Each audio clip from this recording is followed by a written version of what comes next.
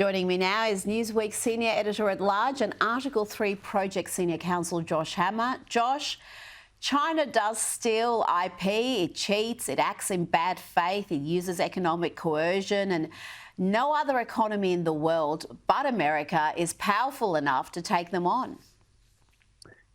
Rita, you nailed it when you said that Donald Trump has been talking about this issue since the 1980s. He has been remarkably consistent on this issue for longer, quite literally, than I have been alive, since his very earliest days in the New York City media scene, going back to the Oprah Winfrey Show and all the New York City tabloids. He has always been a class traitor, is the phrase that I like to use. He has always been a heterodox thinker among his class, his economic milieu of ultra millionaires and billionaires, pretty much all of whom supported China's ascension to the World Trade Organization, exactly what Mr. Wonderful Kevin O'Leary was just talking about there in that clip there. The billionaires all thought that China being part of the global economy, you try to westernize them, all these various shibboleths and platitudes, such as this notion that economic liberalization will help lead to political liberalization. Well, how the heck is that working out? Yes. I mean, we saw what happened in China during the COVID-19. It's not exactly a politically liberalized country there. It's an authoritarian country in every which way of the term. So Donald Trump, again, now in his second term, has the opportunity to actually act on his 4.5, 5-decade-long, sincerely, consistently held views when it comes to tariffs and trade with China. And thank God he's doing it. He became the first president in his first term. Just go back then, he was the first president since Richard Nixon went to visit Chairman Mao Zedong in Beijing back in the early 1970s. He was the first president to try to reorient U.S.-China relations. He was very successful. It was a very underappreciated part of his first term in office. Now he's just trying to finish what he already started. Frankly, he's trying to finish what he started talking about, again, 5 decades ago or so. I'm all in for the trade war with China. Reasonable minds can vary, I think, on perhaps some of the other tariffs in other countries there. But the China stuff, I am all freaking in, Rita. I think the American people are too. You are so right also about the economic liberation was supposed to lead to political liberation. That was the lie we were all sold. We were told that this was going to help China become a great democracy. And of course, none of that has happened, and they have just extended their influence throughout the world. Now, much of the media is presenting Donald Trump's latest move as a capitulation, but White House Press Secretary Caroline Leavitt, she pushed back on that narrative. Many of you in the media clearly missed the art of the deal. You clearly failed to see what President Trump is doing here.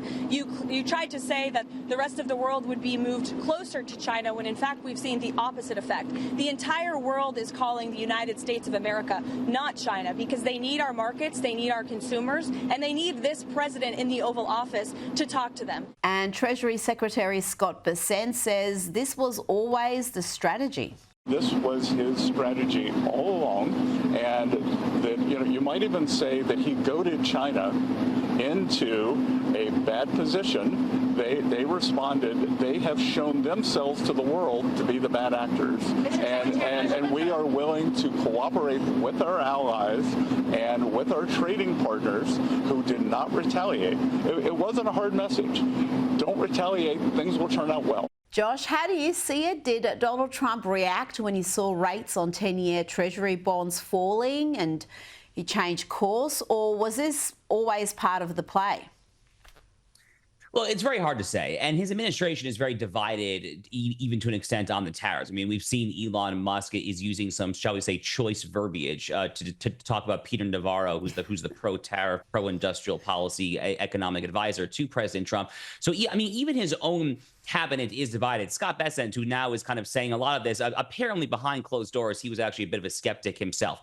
But again, Donald Trump really does believe in tariffs. But here's what Donald Trump also believes in. He also believes in taking a very strong negotiating tactic and then forcing the other side to the table. I think back to his comments just 2 months ago at the White House talking about how he thinks the United States might take over Gaza one day. Does he actually think that the United States is going to take over Gaza? Maybe, but maybe not. I mean, that's another example. It's a very, very strong opening position, just trying to bring other people to the table. It really is just the art of the deal. I mean, this is how deals get made. You take a very strong opening position. You basically scare the bejesus out of your opponent there. It kind of helps also when you're perceived as a little bit of a madman. I mean, Richard Nixon, back when he was president, they called this the madman theory of foreign policy. No one knew what the heck Richard Nixon was going to say or do on the world stage. Very similar to Donald Trump nowadays, actually, as well there. So I'm not entirely sure exactly if they played this out according to all the details there, but I think at this current juncture, at this exact time there, America is looking a lot better than it was a week and a half ago. And frankly, the people who kind of sold all their stocks after that big calamitous drop probably look a little foolish right now. They probably should have kept their money in the market, honestly. Well, yeah, the hysteria was just absolutely crazy. And it must be said, too, that so many Americans really didn't care about those massive share market falls because, as we discussed earlier in the week, about 50% of Americans, the bottom 50%, hold only 1% of the share market value. So for them, this issue was far more about manufacturing jobs and seeing their towns and cities decimated than it was about whether a few billionaires lost some money. The markets have certainly soared in the past day. The SP 500 added 9.5% in its biggest gain since 2008. The Dow Jones Industrial Average, that jumped up 7.9%. And all of this has got Democrat Adam Schiff wondering about insider trading. I'm writing to the White House to demand who knew in advance that the president was going to once again flip-flop on tariffs. And are people cashing in? Now he cares about insider trading. But Josh, didn't Donald Trump post a message hours before this latest announcement telling everyone it's a great time to buy? I mean, really, what investigation is needed? What's Adam Schiff got to find out? I have no idea what shifty Adam Schiff thinks he's going to find out on this one. I mean, as the screenshot that you just shared shows, Donald Trump was basically telling the world, like, wink, wink, nudge, nudge, this is going to be a very good day.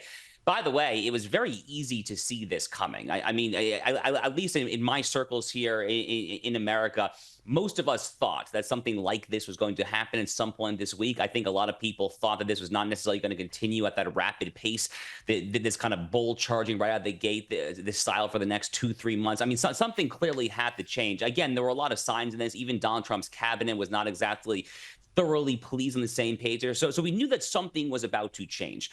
And I mean, as far as Adam Schiff, I mean, it's very hard to take this guy seriously. I mean, only in the state of California can someone with Adam Schiff's track record when it comes to the Russia collusion, delusion, all the various hoaxes and just utter gobbledygook that he's been peddling for years and years. Only in the communist state of California could a hooligan like that ever be promoted from U.S. congressman to U.S. senator. I pity the people of California, frankly. It's people like Adam Schiff and Gavin Newsom and Kamala Harris that have just turned that state into mush. And now I guess we see a little bit of brain mush, as the case may be, from shifty Adam Schiff. I mean, for him to talk about insider trading in particular, given how well some of those Democrats have done in public office, went into public office with next to nothing and end up being extremely wealthy on fixed salaries. And you look at that and wonder how that happens. Now, I do love this story. Would love to get your take on this one. The New York Post reports the White House will no longer respond to reporters who list their preferred gender pronouns in their email signatures. White House Press Secretary Caroline Leavitt has said that she doesn't respond to journalists with these sorts of pronoun announcements because, and I quote, it shows they ignore scientific realities and therefore ignore facts. That's very excellent logic as far as I can see, Josh.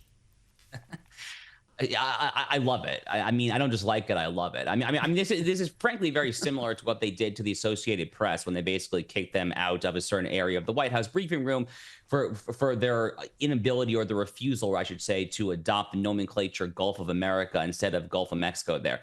And look, there's a lot of people saying this is an attack on the freedom of the press. It's not an attack, okay? It's not an attack whatsoever, because these stupid gender pronoun journalists can still publish whatever idiocy they want to on their poorly read, poorly disseminated, and poorly rated blogs. They can write whatever they want. The point is, you're not going to get a question there. Guess what? You don't have a First Amendment right to have the White House press secretary ask you a question. I mean, that's an insane notion. Anyone arguing that should probably go go find another job because you're not very good at this whole journalism thing there. But this is what this White House is doing. They're not messing around basically any which way you look at it. When it comes to foreign policy, when it comes to the trade issue, obviously, as we've been discussing there, when it comes to immigration, the ICE raids, on issue after issue after issue, going up to and including the literal way they actually run this White House, they're not messing around. They learned their lessons the first time around, Rita. The first Trump White House was beset by a lot of internal coups and dissidents and outside actors who are just trying to basically subvert the entire edifice. They've learned their lessons, though, and we see that very much now this time around. We absolutely do. It seems like everyone is on the same page and fighting for the same side. Just one last thing.